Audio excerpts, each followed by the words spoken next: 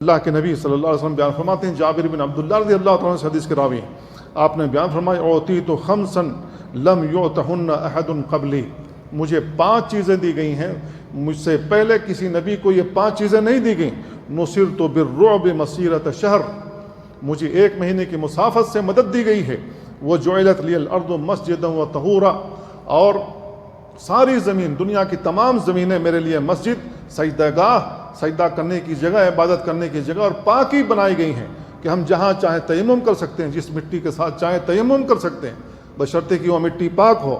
فَأَيَّمَا رَجُلٌ مِّنْ أُمَّتِي أَدْرَكَتْهُ الصَّلَاةُ فَلْيُصَلِّ، تو میری امت میں سے جس کسی آدمی کو نماز کا وقت جہاں بھی مل جائے اسے چاہیے کہ پڑھ لے، نماز کو پڑھ لے تیمم کر کے۔ وَأُحِلَّتْ لِيَ الْغَنَائِمُ، اور مال غنیمت میرے لیے حلال کیا گیا ہے۔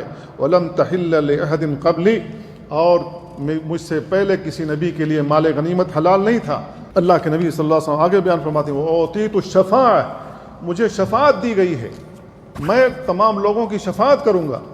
قیامت والے دن اللہ کے نبی صلی اللہ علیہ وسلم شفاعت کے لیے کھڑے ہوں گے، اور یہ اس دن شفاعت کے لیے کھڑے ہوں گے جس دن تمام انبیاء پیچھے ہٹ جائیں گے۔